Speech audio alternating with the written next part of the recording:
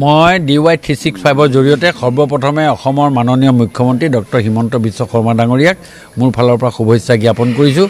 তেখেতে আজি এই অসম মন্ত্ৰীসভাত মোক অন্তৰ্ভুক্ত কৰি গোটেই অসমখনৰ যি মোৰ বিভাগটো যিটো বিভাগ দিব সেই বিভাগৰ দায়িত্ব দিছে, মই তেখেতক বিশেষভাৱে ধন্যবাদ জ্ঞাপন কৰিছোঁ।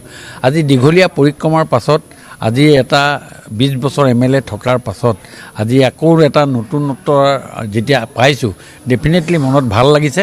লগতে কিন্তু চিন্তাও হৈছে, কাৰণ এটা আগতে ডিব্ৰুগড়খনৰ মাজত কনফাইন হৈ আছিলোঁ, এতিয়া সমগ্ৰ অসমখনৰ কথা চিন্তা কৰিব লাগিব।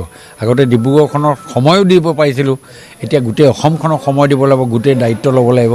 তথাপি মাননীয় মুখ্যমন্ত্ৰী দক্ষ মুখ্যমন্ত্ৰী হিমন্ত বিশ্ব শৰ্মা ডাঙৰীয়াৰ নেতৃত্বত তেখেতৰ লগত থাকি তেখেতৰ উপদেশ তেখেতৰ আদেশ আদি পালন কৰি মোৰ যি দায়িত্ব আছে, মোৰ এই দায়িত্ব পালন কৰিম বুলি মই আপোনালোকক প্ৰতিশ্ৰুতি দিছোঁ।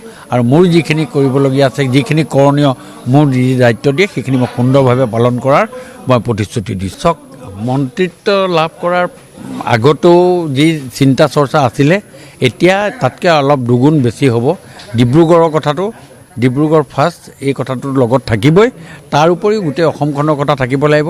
আৰু যিখিনি কথা আছে, যিখিনি ডিব্ৰুগড় ভাল কৰিবলগীয়া আছে, আজি আগন্তুক দিনকেইটাত মোৰ খুব দৃঢ়তাৰে, খুব আত্মবিশ্বাসেৰে মই ডিব্ৰুগড়ৰ ৰাইজক আৰু অসমৰ ৰাইজক দিবলৈ মোৰ ফালৰ পৰা প্ৰয়াস কৰিম। মই সুসম্পৰ্ক মানে মন্ত্ৰী আৰু হেৰিৰ পৰা মোৰ ফালৰ পৰা যিখিনি কৰিব লাগে সেইখিনি মই সুন্দৰভাৱে মই কৰিম।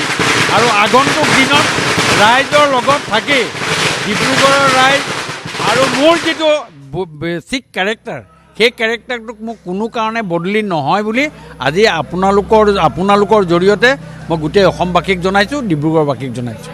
চাওক, মই ডিব্ৰুগড়ৰ কাৰণে মন্ত্ৰিত্ব লাভ কৰি মই যিমানখিনি কাম কৰিব পাৰিম, কিন্তু বিধায়ক হিচাপেও মই সিমানখিনি কামেই মই কৰা বুলি মই মনতে ভাবিছোঁ।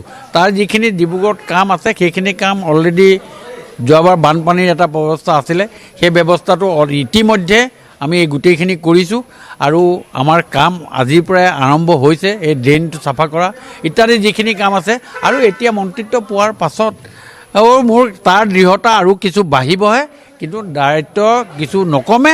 আৰু যিখিনি মোৰ ৰিস্ক এণ্ড ৰেছপনচিবিলিটি আৰু মই কৰিবলগীয়া কামখিনি আগতকৈ আৰু কিছু বঢ়াম।